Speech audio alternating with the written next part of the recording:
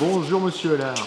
Bonjour Monsieur Lucas. Vous m'aviez parlé d'un tour à commande numérique. Est-ce que vous pourriez m'en dire un petit peu plus? Bah voilà, c'est ça, c'est un tour à commande numérique. Quel heureux hasard. C'est incroyable. Et un tour à commande numérique, ça permet d'usiner des pièces cylindriques. C'est même la seule manière d'usiner des pièces cylindriques. Il y en a d'autres, mais bon, peu importe. Et facilement. Alors là, on va, pour la démonstration, je vais vous usiner cette pièce-là. Donc ça, c'est la pièce brute qui a été découpée dans une barre de 6 mètres. Elle fait 30 mm de diamètre. Elle est en aluminium. Et à partir de cette pièce, en la faisant tourner, c'est pour ça que ça s'appelle un tour, on va enlever de la matière pour réaliser ces formes-là, qu'on appelle des épaulements. Et vous voyez que les cotes sont déjà marquées. On va essayer de respecter ces cotes et même de les respecter au centième de millimètre, puisque cette machine en est capable. Durante. Donc la première chose à faire, c'est d'allumer le tour. On ouvre son alimentation électrique et ensuite on va attendre qu'il s'initialise. Là, je pense que vous ne verrez pas grand-chose. À part une tête d'andouille dans le miroir. Mais... Et là, il devrait s'afficher, on va entendre un claquement. Voilà, et là, il indique faire les origines. Donc je vais vous montrer comment on fait. Donc on appuie, on vérifie que le commutateur ici est en position As. Oui. J'espère que c'est du français. Hein. Et puis celui-ci, il est en... Je sais pas ce que ça veut dire en français. Ça doit vouloir dire assistance numérique. En anglais, je vous laisserai chercher. Et puis le commutateur qui est ici sur 0. On vérifie ça. Après, il suffit d'appuyer sur la touche 0 et la touche exécution.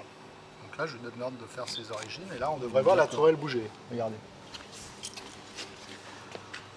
Donc là, on voit que la tourelle bouge.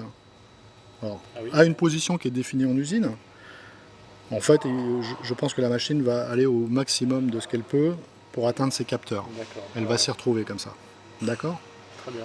Voilà. On va passer à la phase 2 ensuite. Alors maintenant, on va installer la pièce dans le mandrin. Donc pour ça, on ouvre la porte, on la déverrouille, parce que vous voyez que là, elle est bloquée. On appuie sur 0,1, le petit voyant vert, on peut ouvrir la porte. Et ensuite, je l'installe dans le mandrin et je vais la serrer grâce à ce commutateur. Mandarin. Mandarin. C'est bien l'anglais alors. Ah, c'est de l'anglais. Alors, vous voyez, alors là, je l'ai mis en position serrée à fond. Et ça ne sert pas. Et ça ne sert pas parce que mon mandrin, il n'a pas une course assez importante. Donc je vais être obligé de démonter les morts. Je vais vous montrer comment. Les morts, montrez-moi. Les morts, c'est ça. Ici. D'accord. Il y a 3 morts. Alors pour ça, on a besoin d'une clé Allen de 6. Et on va dévisser 6 vis. Voilà. Donc ici, je dévisse. Et vous voyez, celle-là était déjà dévissée. Donc là, je peux les bouger. Et je peux les régler avec des crans qui sont ici. Donc là, j'étais comme ça. Eh bien, je vais enlever quelques crans. Puis je vais me mettre comme ça. Et je vais m'arranger pour que tous les morts soient réglés de la même manière. Pour l'instant, je serre à peine parce que je vérifierai mon réglage facilement, comme ça. Et si celui-ci, je vais régler à la même position. Donc, je crois que c'était comme ceci. Il faut qu'il soit de 3 réglés de la même manière. Ouais, sinon ça va pas tourner rond. Ça va pas tourner rond. Un peu comme vous d'ailleurs. Il faut mal régler. Bon, hop. On peut être avec la laine de 6 après. Pas de problème, je pense qu'il faudra pas mal de clés. Ah bah tiens, j'ai pas serré assez fort du coup. Ici, vous voyez, carrément. Il n'y a pas moi qui a besoin de clés. Ouais, je pense aussi que je vais me régler. Alors j'ai réglé mes morts, j'espère que ça va fonctionner cette fois. Et je laisse dépasser la pièce d'environ de cette distance, hein. C'est juste parce que on va usiner sur une profondeur de 25, il ne faudrait pas qu'il y ait une collision avec le mandrin, ce qui détruirait la machine. Voilà, maintenant on va régler la vitesse de rotation du tour. D'accord, oui. Voilà, je vais vous expliquer comment. Donc là on va utiliser une formule bien connue qui est N égale 1000. Alors vous la connaissez, monsieur Lucas? Fois V. Ouais, VC, ouais. Sur pi. Fois diamètre. Fois le diamètre. D'accord. Donc ça, c'est la vitesse qu'on cherche, c'est en tours minutes. 1000, c'est 1000. La vitesse de coupe, alors ça dépend des matériaux. Là, ici, comme on usine de l'aluminium, on va prendre 100 mètres par minute. D'accord. Il faut le connaître par cœur, hein, tout simplement, ou demander au fabricant à la fois de l'outil et du fabricant d'aluminium à combien il faut tourner. Le diamètre, c'est 30 mm, puisqu'au départ, on part avec une petite pièce qui fait 30 mm de diamètre, et ça, c'est 3.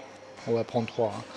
Donc si on simplifie, ça nous fait N égale 1000, 100 fois 1000, ça fait 100 000.